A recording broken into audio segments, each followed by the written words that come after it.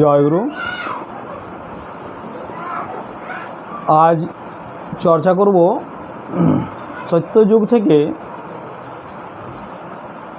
এই যে জীবের সৃষ্টি হয়েছে সেই সময় থেকেই মানুষ এই পৃথিবীর বুকে যে মানুষ আসে কিছু কর্ম করার জন্য, তাই একে এই পৃথিবীকে কর্মভূমি বলা হয়। কিন্তু মানুষের কর্মক্ষেত্রেও থাকতে থাকতে অনেক কিছু ব্যাধি, যন্ত্রণা, রোগ, দুঃখ, কষ্ট এসবে ঘিরে ফেলে। তাই সত্যযুগের থেকেই আমরা দেখি যে ঋষিরা, মুনিরা, তপস্বীরা, যজ্ঞাচার্যীরা নানা রকম এই জীব কল্যাণার্থে এক একটা মানুষের পথ দেখিয়ে দিয়েছেন। আজকে আমি চর্চা করব নামের মাহাত্ম্য। এই যে নাম, আমরা সত্যযুগও দেখেছি যে যখন মানুষ সততার পথে চলতেন, মানুষের সামনে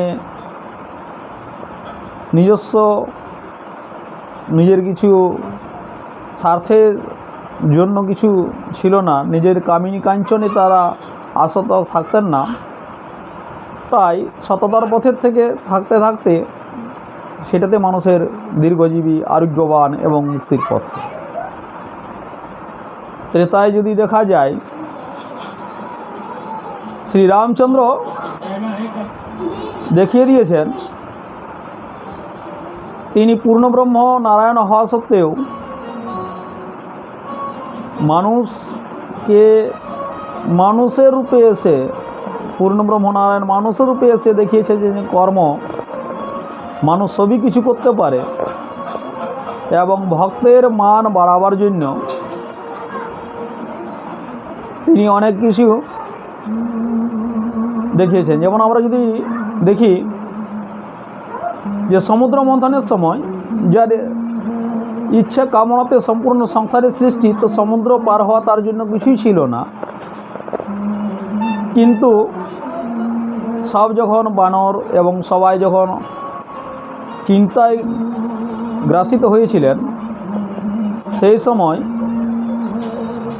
মাতা বৈষ্ণো দেবী হনুমানকে ইশারায় বলেছিলেন যে প্রভু যে আছেন, প্রভু সঙ্গে থাকাতে ওই যে আত্মবিশ্বাস নেই যে মানে কতটা এর ক্ষমতা, তাই উনি দেখিয়ে দিয়েছিলেন যে পাথরও নাম লেখো, পাথরও তরে যায় প্রভুর নামে। অর্থাৎ পাথরে নাম লেখো, পাথরটা ভাসবে। সেইটাতে দেখা গেছিল যে নামের কারণে পাথরও ভেসেছে। তারপরে আমরা যদি যাই দ্বাপর যুগে, ত্রেতার পরে দ্বাপরে যদি যাই কৃষ্ণ নামে অনবরত নাম জপের ফলে অনেক জায়গায় তার উদাহরণ আছে। যদি আমরা দেখি দ্রৌপদীর বস্ত্রহরণে যখন তিনি সর্বস্ব ত্যাগ করে প্রভুর নামে অনবরত মগ্ন ছিলেন, প্রভু বলেন আর কোনো চিন্তা নাই, আমি আছি। বস্ত্রকে কেই করে গাদা গাদা বস্ত্র এসে ওকে আবরণ করে রেখেছিল, তাকে কিছুই করতে পারেনি। তারপর যদি আমরা দেখি কৃষ্ণ যাওয়ার পরে ওই অর্জুন, ওই বাণ, ওই গান্ডেয়, কিন্তু তিনি কৃষ্ণের সখীকে রক্ষাও করতে পারলেন না। কিন্তু তখন তিনি ওই কৃষ্ণের শোকে কাতুর হয়ে পড়েছিলেন। তিনি কৃষ্ণের নামও মনে মনে করলেন না যে উনি আমার সাথেই আছেন। তাই কলিযুগে যদি দেখি গৌরাঙ্গ মহাপ্রভু, নিমাই, যদি আমরা রহিদাস, আরও যত সকলেরই তো নামের কথা বলেছেন, নামে উদ্ধারের পথ দেখেছেন।